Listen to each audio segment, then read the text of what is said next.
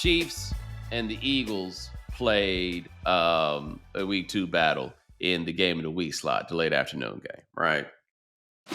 Um, I wonder sometimes when these things come up as they do, what the network people are thinking about it. Because when you put that sort of game in week 1, like the Thursday night game, it's kind of cool, right? Like, I think they shut out on this, but I remember the last time that I could think of off the top of my head where the week 1 game was a rematch of the Super Bowl was the Panthers and the Broncos to start 2016, right? It's like, oh man, they just played, right? Like you get a crack and you got like a certain level of excitement about it. But the other part is when that happens, they're both 0-0, right?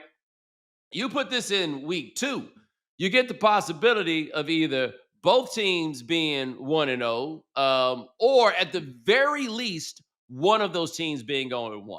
Highly unlikely that they both be 0-1, but at least one of those teams being 0-1. And we all know the damning doom and gloom statistics about what happened to teams that start seasons 0-2 in terms of them going to the playoffs or going to the Super Bowl or anything else. Now, as I recall, the goddamn Bengals have started a couple of seasons 0-2 and managed to get their way into the playoffs. And so that means anybody can do it. I don't care if they got Joe Burrow or not. They still got them ugly helmets. They are who they are. They still got the owner that used to make them reuse jock straps in there. You know what I'm saying?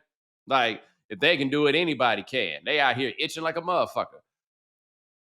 Anyway, we now have 0-2 Chiefs. All right. Congratulations to the Eagles. They are 2-0. They did not look great.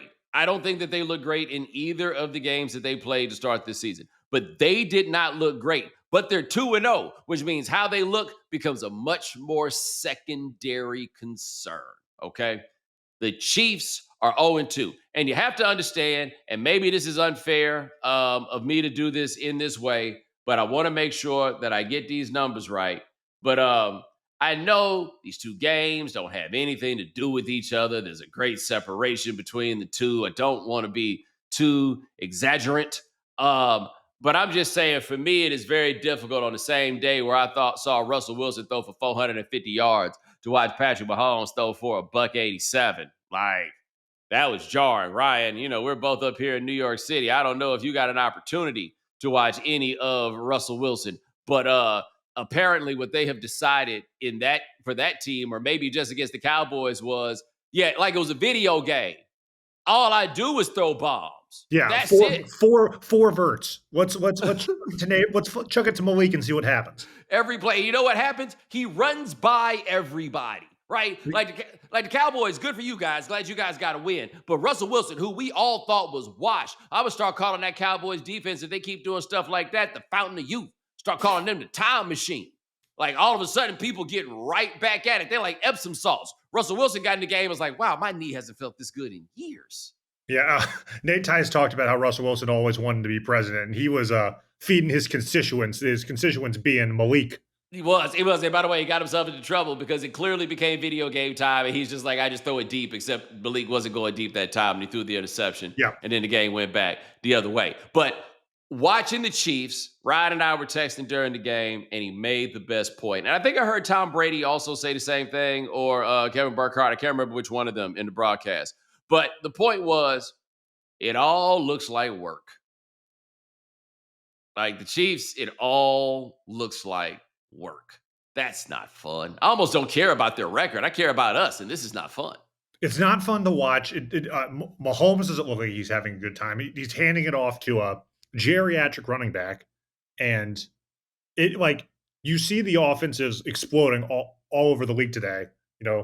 The Bills put up 30. Your Lions put up 50. And yes, they did. And Mahomes and the Chiefs, they look like they're playing a different sport, and not in a good way. So as a visual product, something I find to be interesting about this, I'm going to ask you to ride this out with me because I'm going to get a little bit touchy-feely,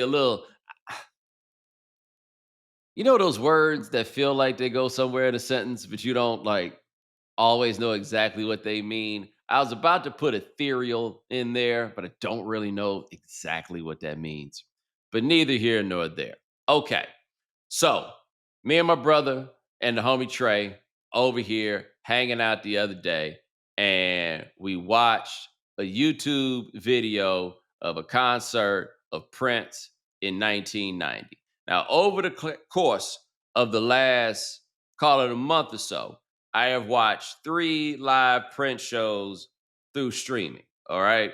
I promise you it's going to make sense. First one is Prince Live 1985 in Syracuse, which I think is the best live concert I've ever seen, like documented on film. I recommend that you go check it out. And that is Prince at the absolute height of his powers. That's Michael Jordan in 92, that's LeBron James in 2012. Like that is the pinnacle of that rare generational talent, right? It was never gonna look like that ever again. And I noticed that especially after watching the concert from the Love Sexy tour in 1998, 1988, which is just 3 years after. And it's going, but it ain't the same, right? The homie Fink is still there playing the keys, but it ain't the same band that it was. You know what I mean? Like the vibes, he's still as good as he ever was, right? But the vibes, they're not the same, right?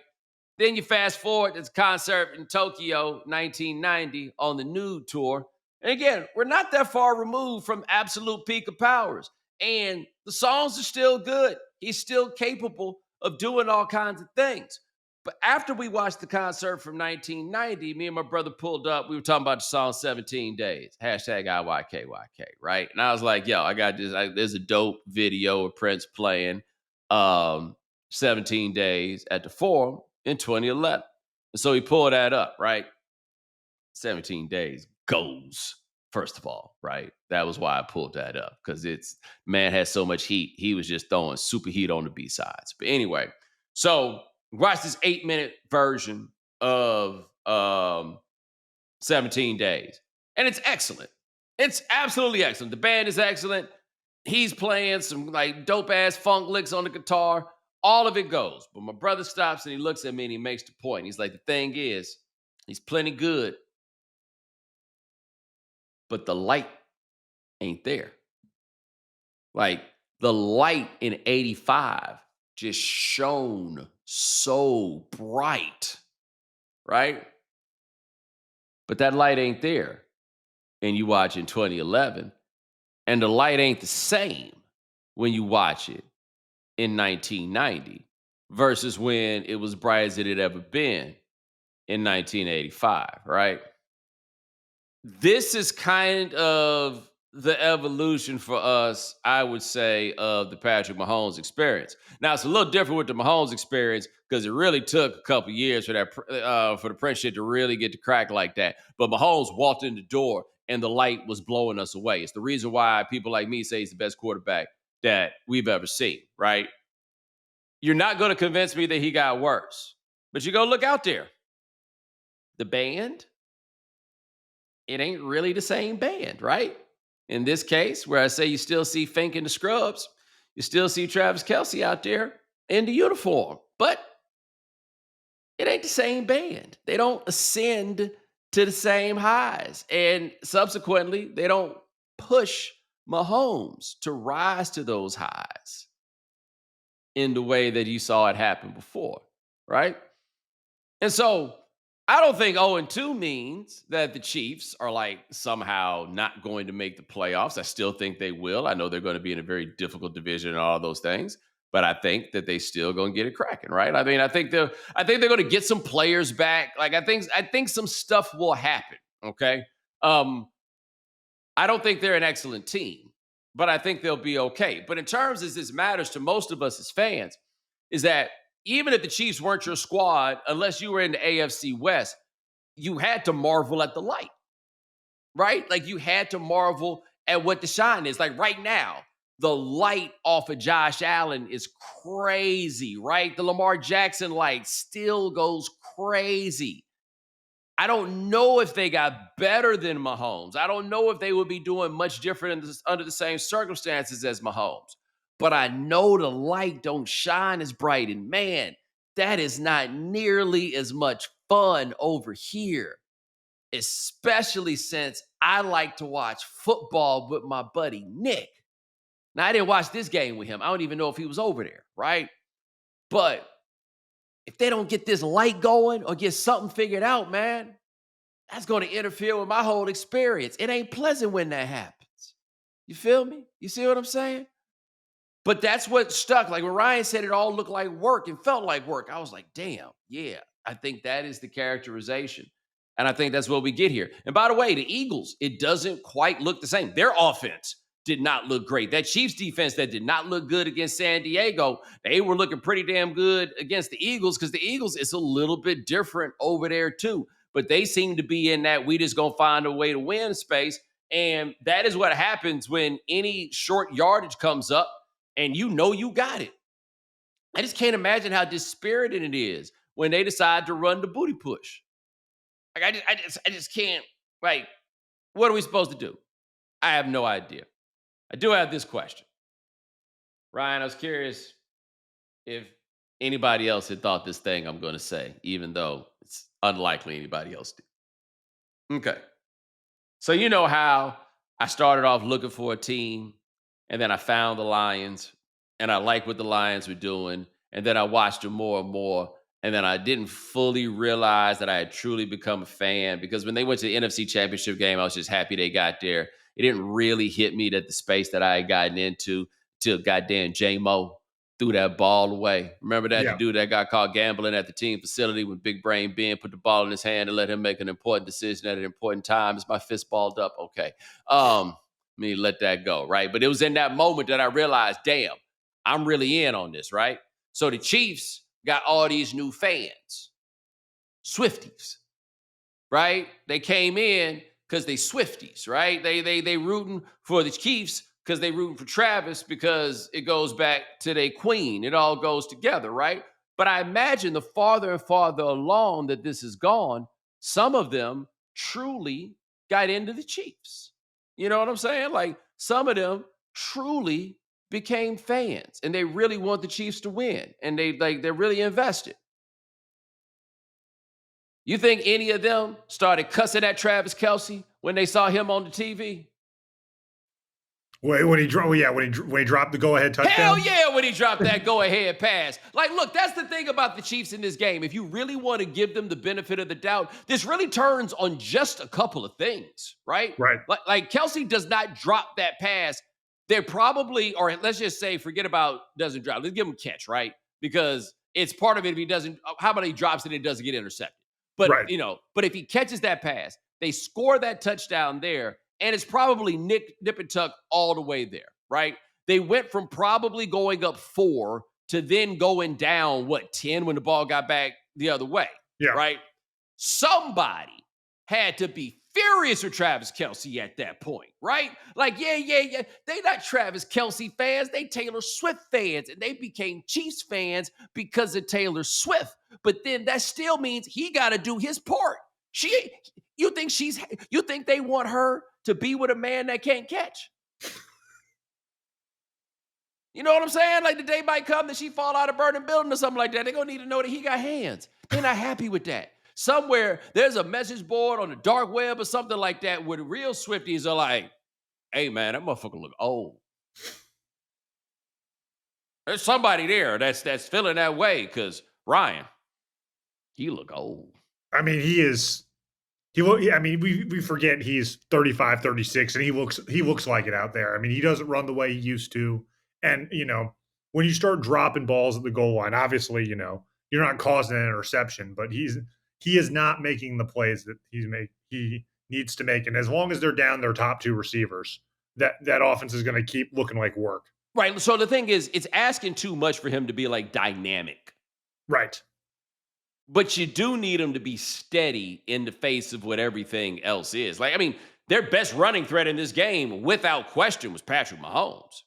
Who, by the way, I will note, I agreed with the argument that him faking like he going out of bounds and them hitting them cats with them shoulders was dirty pool. But I don't know. He hit that swole ass dude for the 49ers. What's his name? Mustafa? He gave him that shoulder last year. And apparently this is like his new thing. He gave somebody a shoulder in this game too. Where I'm like, damn, dog, you don't even look like you lift weights. But here you are. You think he's trying to compensate for the dad bod? Man, all I'm saying is this. It ain't, in that case, it ain't dad bod, it's dad strength. Like I'm not saying he don't lift weights. I just have no reason to believe it. Like it looked like he lift weights with Paul Pierce and Jokic. Right? I'm not saying that they don't. I just don't, Like I always said, Jokic looked like he went to the trainer with that picture of Tom Brady at the combine and was like, I want to Like one of make these, yeah. this. Like this is my dream body. Body goals right here. This is where they are. But all right, so if the Chiefs, let's say the Chiefs are at this point, the Chiefs are 0-2. All right. Let's say that they come out of this weekend, because I think we got the Chargers playing against the Texans on Monday night. Chargers Raiders. Chargers Raiders. Okay. Oh, the Texans. Oh, and the Texans. It's a Monday night doubleheader in the second week of the year. I thought that when they didn't do the doubleheader on week 1, I was like, oh, cool. Somebody finally got wise. Apparently, I was wrong. I'll let you think I'm staying up to watch the Raiders and the Chargers. Fuck, must be high. This is preposterous. They think we can do anything, and I'm just talking about me. And they gonna come back up. Highest overnight rating ever. Yeah. I mean, someone will watch. It just might not be us on the East Coast. Yeah, but right. Let me ask you this, right? 5 catches for 27 yards for AJ Brown. How much longer do you think that this is going to be sustainable? I mean, after he got 1 target last week, if there's one thing I know about outspoken wide receivers, it's that they do not suddenly become less outspoken as they get older. They threw for 101 yards in this game. Like that, it can't be that. No. It cannot be that. Like, again, a Chiefs team whose defense we have questions about coming off of week 1. And I guess we'll see what it is for the rest of the year. But I think the Eagles were this close to us having all this talk that I'm doing about the Chiefs about them. Right. It was just there. But yeah, no. It ain't gonna be so long that AJ Brown gonna be going for that. Devontae Smith 4 for 53 in this one. No. I'm just telling you right now, they're gonna need to tighten some things up for them. But at least they ain't gonna have no angry Swifties going at them.